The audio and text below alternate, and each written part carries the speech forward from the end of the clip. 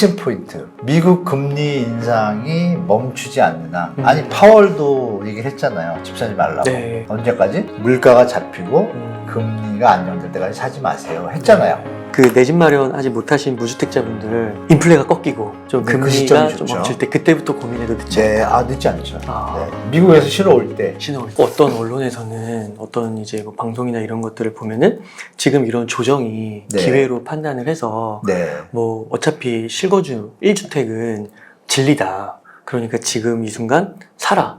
그런 것도 나쁘지 사는 거 않다. 좋죠. 사는데 언제 사느냐가 중요하잖아요. 왜냐면 사과 같으면 제가 말 안 하겠어요. 먹고 싶을 때. 네. 아, 1,000원인데 1,500원이면 내 생활에 지장이 있어요, 없어요? 그렇죠. 1,500원 더 주고 맛있는 거 사면 돼요. 그죠? 그쵸. 어차피 먹을 거면.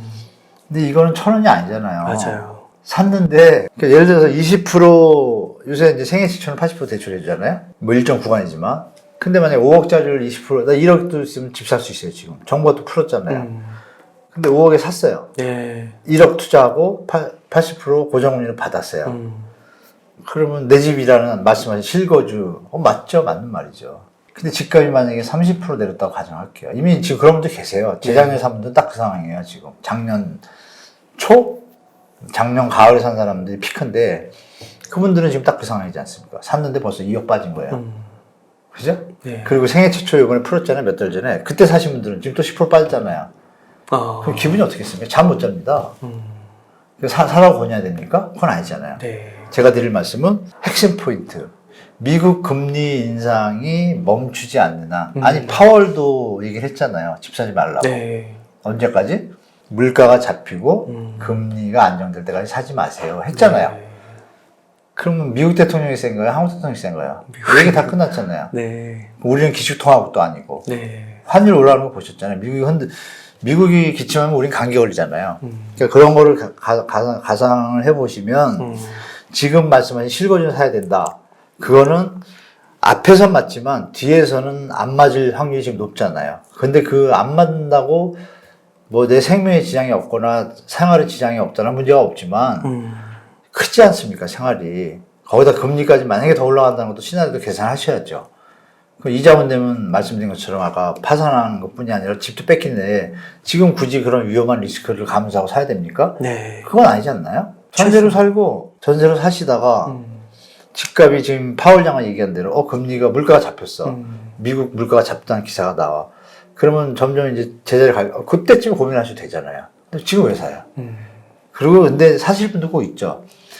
돈을 여유가 있어요. 내가 돈 10억이 있어. 벌었어, 이번에. 근데 집값이 8억이래. 근데 내가 10억을 더 벌 수 있어, 나중에. 근데 지금 애기들이 딱 중학교에 들어가. 학군 때문에. 그러면 자식이 중요합니까? 그 몇 억이 중요합니까? 그렇죠. 학교 가야죠. 그분들은 사셔야죠. 왜? 그게 간단해요. 자본시장에서는 수익률에 비교를 해서 대처하시면 되고, 보이지 않는 인간의 기본 그 행복 요소인 기회비용과 편익비용이 있잖아요. 가족이 돈 500억 있으면 뭐합니까? 자식 하나 사고 치면 돈 필요 없어요. 그거 제가 많이 봤거든요, 주위에서. 그 편익을 비교를 해보시면 돼요. 그래서 여유가 되시고 능력이 되시면 자식들이 없고 혼자라면은 무조건 기다렸다 사는 거고, 근데 있다 그러면 네. 비용을 한번 비교해 보시면 하잖아요. 내가 뭐 이 2억 없이 가족들하고 중학교 1학년이 뭐 영원이 아니잖아요. 3년이 끝나잖아요. 또 이제 고등학교도 말 안 들어요. 네. 뭐 행복한 시간은 평생 한 번밖에 없잖아요. 돈 벌 기회는 아직도 많잖아요. 네. 그러니까 그렇게 능력이 되시는 분들은 사셔도 좋다. 그러나 그렇지 않고 대출 받아서 사야 되고 조금 계산해야 되고 자녀들이 이런 분들은 절대 그 말에 현혹될 필요가 없습니다. 충분히 기다리셨다가 미국 자관이 얘기한 대로 미국 파월이 물가가 잡혔다. 그때 이제 생각하시면 돼요. 네. 지금 생각하실 필요 없습니다. 그리고 아까 좀 말씀해 주신 그 최소 3년 IMF 이런 네네. 거 고려해서 한 2024나 25년 요 정도 까지 간다. 네. 아, 갈 가능성이 높다. 네. 예, 그렇게 하면 되고 네. 그래서 좀 그 내 집 마련 아직 못하신 무주택자분들 좀 급한 상황이 아니라면 네. 뭐 그런 개인의 특수 상황이 아니라면은 인플레가 꺾이고 좀 네, 그 금리가 시점이 좀 좋죠. 멈출 때 그때부터 고민해도 늦지 네, 않다. 늦지 않죠. 아. 네, 네. 미국에서 신호 올 때. 신호 올 때. 그때 하셔도 전혀 늦은 상황입니다.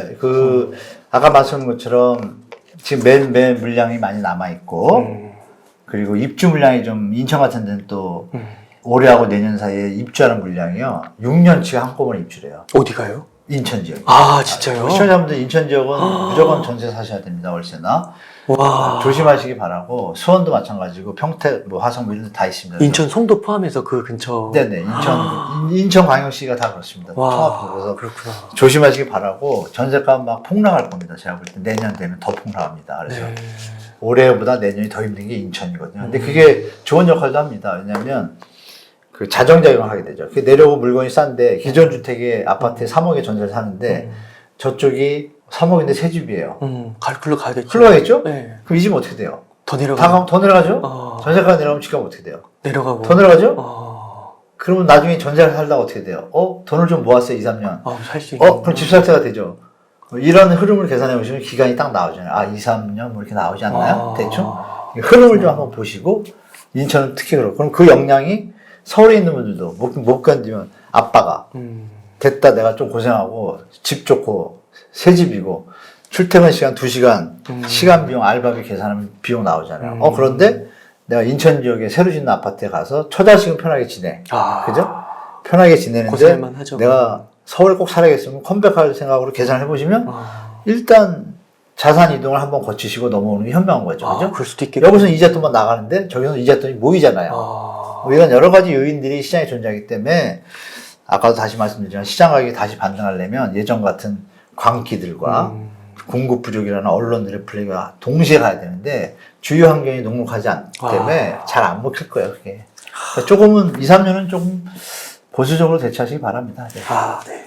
그 교수님 마지막에 네. 그 인천까지 얘기해 주셔가지고 이게 네. 정말 그 어떻게 하면 좋을지 너무 구체적인 꿀팁까지 주셔가지고 네네. 감사의 말씀 드리고 그 한 가지 그러면은 궁금한 게 그 네. 책에서 인구 감소 문제를 좀 얘기해 주셨더라고요. 이거 문제, 네. 그래서 제가 그분을 읽으면서 와 이게 진짜 눈앞에 닥친 미래구나. 그리고 네. 앞으로 내가 주택을 살 때 정말 조심해야겠구나. 네. 그런 거를 좀 느꼈습니다. 맞습니다. 그 네. 투자 개념에서 지금 패러다임이 바뀐 걸 좀 여러분들이 아셔야 될 것 같은데요. 네. 이 가구수는 분명히 늘어납니다. 근데 이제 나중에 또 해주시면 보지만 이 소득 분포를 보시면 지금의 집값이 얼마나 과다한 집값인지를 판단할 수가 있어요. 예를 들면 서울 같은 경우는 소득 분포 중에 그 60에서 70%가 연봉 6천, 7천 이하입니다. 그럼 실수령액이 한 500에서 600 사이 되는 거예요. 5, 600을 갖고 있는데 지금 최저 생계비가 200, 한 30, 50 돼요. 2인 가구로 치면. 그 200에서 한 220 정도 되는데 그걸로 이자를 계산해서 집값을 비교하면 안 맞아요. 갭이 생겨요. 네. 그러니까 집값은 조정을 받을 수밖에 없고. 근데 그 볼륨에 있는 그 30세에서 54세를 원래 주택 구매 핵심 연령 인구로 봅니다. 전 세계에서. 네. 우리나라는 예외적으로 2020이 할 수 있던 이유는 뭐냐면 전세라는 그것 때문에 가능했던 거예요. 지금 대학교들이 지금 이런 얘기 좀 사담이면 대학교들이 매물로 나오기도 해요. 부동산에. 법이 학교 법인이 있어서 복잡하긴 한데 그게 뭐냐면 학교에 지금 학생들이 모자라는 건 뉴스 많이 보셨잖아요. 네, 폐쇄되고 있다고. 그럼 그 학생들이 자라나서 집을 살 텐데 중요한 건 돌아가시는 분들, 우리 선배님들 돌아가시는 분들 비율이 점점 많아지잖아요. 그 재작년부터 자연 증가가 끝났잖아요. 감소잖아요. 네. 감소하는데 중요한 건 뭐냐면 집을 많이 갖고 있을 확률이 높은 고령자들이 많이 죽고 아기들은 덜 태어나고 다만 이 중간에 2030, 40들은 여기에 원래 있던 유휴기관에 있던 분들은 올라오잖아요. 네. 그러니까 이 기간이 끝나고 이 밑에 젊은 세대들, 어린 세대들, 10대, 20대들이 3, 40대가 되는 10년, 15년 뒤는 어떻게 되겠어요? 집이 남아 돌리는 잘못될 이상한 일들 네. 벌어질 가능성이 높잖아요. 그렇죠. 지역별로 이게 또 다 달라요. 근데 서울도 이미 20년 뒤는 좀 예견이 되는데 특수 상황이 있잖아요. 서울은 희소성이. 만약 세종시로 간다, 뭐 이러면 조정이 확 들어오겠죠? 이런 여러 가지 요인들이 산재해요. 네. 그래서 정부도 지역균형 발전을 두고 있는데 그 인구 감소, 그러니까 제가 아까 모두 말씀드린 것처럼 집값이 조정 안 되면 대한민국의 미래가 없다고 제가 보는 게 그겁니다. 이 상태로 가면 공멸이라고 봐요, 저는. 뭐 규모의 경제 따져서 서울을 키운다 그러는데 서울만 좀 살아남고 그럼 나라가 어떻게 되겠어요? 그러니까 인구 측면에서 보면은 제가 볼 때는 여러분들 이 얘기가 좀 앞뒤는 안 맞지만 사담으로 자꾸 이민청을 세우려고 그러잖아요. 예, 이민청. 네. 그 왜 그런다고 생각하세요? 그러니까 저는 그게 나오자마자 어떤 생각이 들었냐면 프랑스처럼 인구가 감소해가지고 이미 프랑스는 겪었던 일이에요. 인구가 감소해서 부동산이 오고 다 이제 경제가 안 좋아진 상황이 돼요. 감소하니까 당연히. 그래가지고 답이 뭐가 있었냐. 지금 우리처럼 저출산 정책 다 했는데 안 돼요. 안 되니까 일단 너무 급격한 하락을 막기 위해서 정부 당국자나 전문가들이 모여 한 얘기가 이민자를 늘리자. 그러면 기본 수요는 커버가 되잖아요. 네. 그 정책을 바꿨어요. 그래서 프랑스에 가면 이민이 많은 거예요. 막 원래 프랑스 분도 있지만 조금 아프리카나 이쪽에서 온 분들이 많잖아요. 맞아요. 그렇게 많은 거예요. 그러면 우리는 한민족의 특성이 좀 있잖아요. 다민족 사회고 글로벌은 이해하지만 무작위로 되는 건 좀 그렇잖아요. 그렇죠? 네. 그런 개념에서 볼 때 이민청이 딱 뜨자마자 저는 그 생각도 들더라고. 이게 벌써 그러면 그쪽 정책을 짜는 분들은 기득권이잖아요. 기득권을 위한 부동산 떠받치기를 하려고 이민청을 이렇게 서두르나? 아니 지금도 외국인이 넘쳐나는데 불법 체류자가 지금 있는 사람만 관리 잘해도 되는데 그죠? 그런 생각이 좀 들었어요. 네. 쉽게 말하면 인구 감소를 이미 제 추론이에요. 이건 맞지 않아요. 감소를 이미 정치하는 기득권들은 다 이미 알고 있다.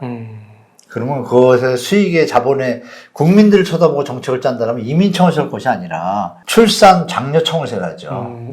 앞뒤가 안 맞잖아요. 제가 볼 때. 그런 부분 좀 말씀드리고 싶어요. 그래서 그만큼 인구 감소가 심하다는 거는 반증될 수도 있죠. 만약에 제 말이 추론이 맞다라면 그런 것도 한번 생각해 보신다라면 이미 70, 80대 되신 분들 대해서 집이 많은 분들은 대충 알아요. 그래서 잘 처리하고 상속 준비하고 막 이래요. 그런 것도 사담으로 말씀드리겠습니다. 그래서 만만치 않은 시장이 15년, 20년 뒤에는 그러니까 일본이 남해를 갔다고 자꾸 얘기하시는데 제가 암만 데이터를 봐도요. 이 얘기들이 있구나. 영국 이코노미스트에서 일면에 한국 버블 일본과 똑같이 재현될 수 있다. 된다라고 썼습니다. 네. 된다. 될 수밖에 없다. 그러니 한국의 정책을 하는 사람들은 피하거나 이런 얘기 쓸데없는 얘기 하지 말고 기정사실을 받아들이고 대책을 만들어라라고 아예 박아줍니다. 그 얘기는 뭐예요? 영국 자본들 중에 혹시 한국에 투자하는 데 있으면 빠져나가시래요. 뒤로 생각하면, 그죠? 거기 안 좋아질 거니까. 어쩌면 일본 짱 날 수 있으니 빠져라는 얘기의 반어법이겠죠? 그게 이코노미스트 그냥 일면에 나왔어요. 근데 그 전 2달 전에는 IMF가 그 내용을 똑같이 공부를 했습니다. 거기에 내용의 핵심은 뭐냐면 일본과 다 똑같아 지금 데이터가. 그런데 하나 다른 거. 대한민국은 전세 대출이 또 더 많아. 이게 터지면 정말 예측할 수 없는 일이 벌어질 거라고 이코노미스트가 지적을 합니다. 그런데 한국은 이런 변수, 안 좋은 변수 또 하나 있다. 관리도 안 된다. DSR도 안 된다. 그냥 다 해준다. 진짜로 무보증이라도 5억까지 해줍니다, 지금도. 전세 대출은요? 막 그런 일이 좀 성행합니다, 지금도. 네. 그런 말씀 드릴게요. 그게 다 거품이잖아요. 네. 집값을 받치고. 이런 것들이 인구 감소가 이루어지는 것과 겹쳐지면서 좀 중장기적으로 보시면 시장을 지금 같은 시대는 다시는 안 올 거라고 저는 말씀드리고 싶고, 마지막으로 이제 아까 중간에 빠졌는데. 그러니까 지금과 같은 시기는 이렇게 막 폭등하고 막 이런 시기가 이제 안 오죠. 이미 학습이 되셨잖아요. 학습이 많이 됐잖아요. 네. 됐고, 우리 후세들은 이미 유튜브 세대잖아요. 막 지금 초중고 이분들은 우리보다 더 많은 정보 습득력이 있으니까 이거의 결과를 2번이나 봤잖아요. IMF 글로벌 때 파산한 사람 많거든요. 네. 다주택자들이. 성공한 사람도 있지만, 그럼 이거는 위험하잖아요. 망할 수도 있고, 흥할 수도 있고. 그런 거보다는 안전하게 가는 게 낫겠죠. 흐름을 보고 정보를 갖고. 그럼 시장이 어떻게 되겠어요? 과도한 투기나 이런 것들이 줄겠죠. 그러다 보면은 당연히 과도한 이런 폭은 줄겠죠. 실제로 데이터도 그렇게 나옵니다. 앞으로 인구 감소에 대해서 좀 대비하시라 좀 말씀드리겠습니다. 저 주택 구매를 더 신중하게 해야겠네요, 진짜. 투기의 목적으로 하시려면 정말 공부를 많이 하셔가지고 맞아요. 투자의 개념으로 바꾼 상태의 데이터를 가지고 하셔야지 단순하게 전세가 5억인데 4억인데 갭이 1억밖에 안 돼. 모여가지고 전세 대출 올려가지고 정보가 올려줄 거라는 생각은 큰물입니다. 왜? 바젤 3 IFRS가 내년부터 시행해요. DSR 함부로 못 올립니다. 그거 한번 보세요. 근데 그거 보시면 지금같이 좋은 부동산 갭 투자 심야암 투기가 일어날 수 있는 환경은 이제 다시 안 올 것 같다고 저는 말씀드립니다. 네.